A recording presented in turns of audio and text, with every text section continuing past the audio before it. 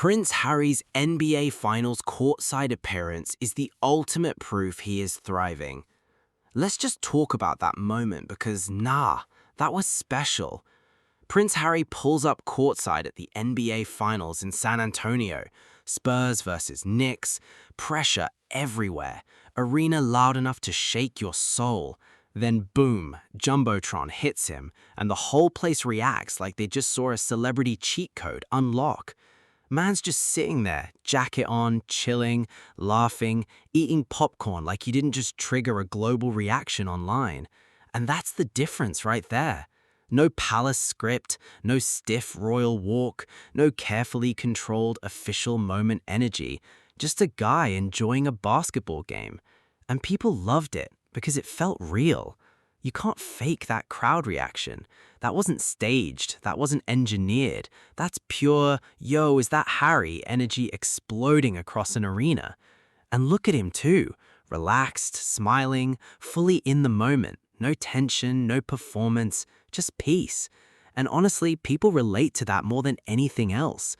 Because regular life isn't always headlines and pressure. Sometimes it's just work. Then you clock out, grab snacks, and enjoy something simple like a game with insane energy. That's it. And maybe that's why this hit so hard. Not because he's royal, but because for once it looked like a man just living his life without the weight of 1,000 opinions on his back. And yeah, that smile, that wasn't for cameras. That was a I'm good kind of smile.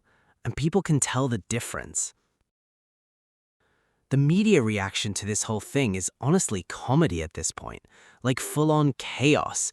You can almost picture the newsroom, people typing like their keyboards are on fire. Breaking, Prince Harry, sits at basketball game. And somehow they're trying to turn that into a scandal, a basketball game. Not a war room, not a political summit, not a royal crisis, a basketball game. And every angle they try just collapses instantly when you actually look at the footage, because there's nothing there. Just Harry courtside, laughing, eating popcorn, enjoying life like any other fan. But the spin machine is still spinning anyway, and it's struggling hard. Then you've got the royal commentators. Oh man, those ones. 1 minute they're hyping up Trooping the Color like it's the second coming of history. Next minute they're on TV trying to explain why a man attending an NBA game is somehow undignified. Make it make sense. They're calling it attention-seeking, calling it celebrity chasing, calling it a downfall. Meanwhile, the public is just watching the footage like, bro, he's literally watching basketball. That's it. No drama, no scandal, no crisis, just vibes. And the funny part is the contradiction nobody can escape. They keep saying he's irrelevant, but somehow he's the only person they can't stop talking about. That's not irrelevance, that's obsession with a microphone. Because if someone truly didn't matter, you wouldn't need hourly commentary about their every move. You wouldn't need emergency analysis every time they blink in public. But here we are.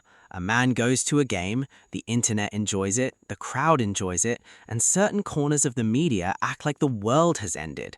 But regular people, they see through it. They always do. And that's the part the spin can't control anymore. Let's be real for a second.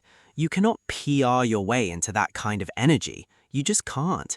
What people saw with Harry at that NBA Finals game wasn't some polished royal rollout, wasn't some staged look-at-me moment, wasn't a carefully timed media drop. It was just him, fully there, laughing, waving, relaxed, easy. And that's the thing that hits people differently. Because this is someone who used to exist inside the most controlled environment on Earth. Every smile measured, every step watched, every expression filtered through layers of what does this look like? Now, he looks like a man breathing properly for years, and people notice that instantly. Not in a deep academic way, in a, yeah, I feel that way. You don't need a palace insider to see the difference. Old Harry, tight shoulders, forced calm, carrying invisible pressure like a backpack full of bricks. New Harry, courtside, relaxed, joking with people, living in the moment like he actually belongs there. That's what's wild. He didn't lose royalty, he redefined it. Because if royalty just means sitting in a stiff building while pretending everything is fine, then nobody connects with that anymore. But if royalty is supposed to mean presence, warmth, humanity, then Harry is actually closer to that than the system ever was. And that's why the reaction goes so far. People don't see a man trying to prove anything, they see a man comfortable in his own skin. That kind of energy can't be staged, it either exists or it doesn't. And when it shows up in a place like that arena, in front of thousands of people just living their lives, it stands out immediately. Because it feels real. No script, no stiffness, no performance. Just a guy enjoying life after stepping out of a world that clearly didn't fit him. And honestly, that's what a lot of people are connecting with. Not the title, not the history, not the headlines. The freedom, the ease. The fact that he looks lighter, like something heavy finally got set down. And no amount of noise from commentators or tabloids can erase what people can literally see with their own eyes. A man who looks like he found peace and stopped asking permission to have it.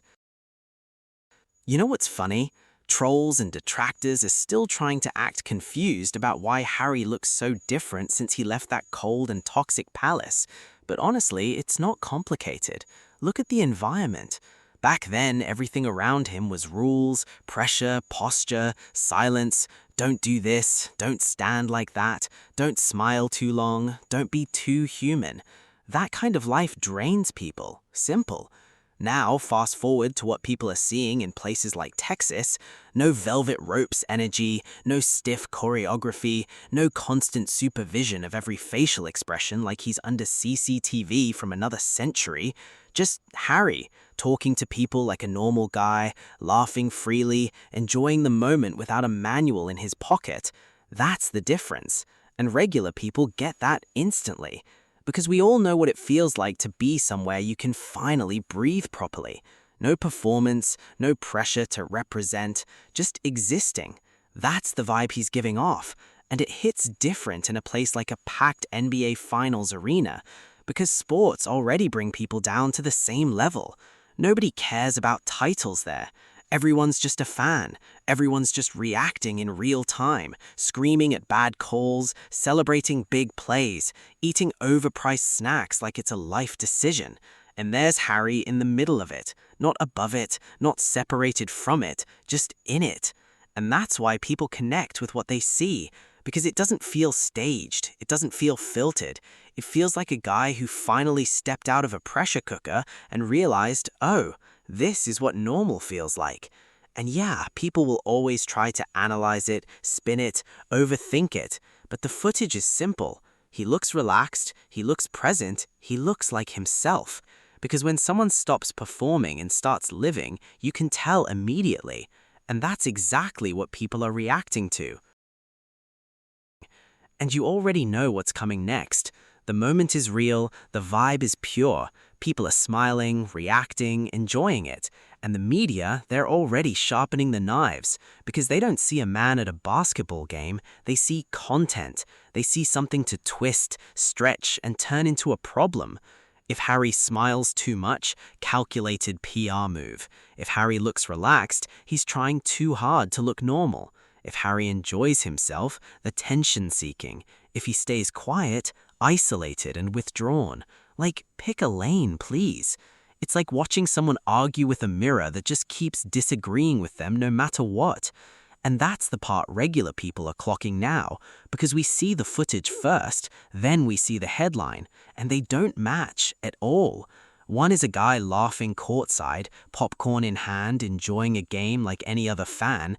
The other is a headline trying to turn that into a psychological breakdown, a royal strategy, or some deep hidden agenda. Bro, it's basketball. Relax. But the pattern is the same every time.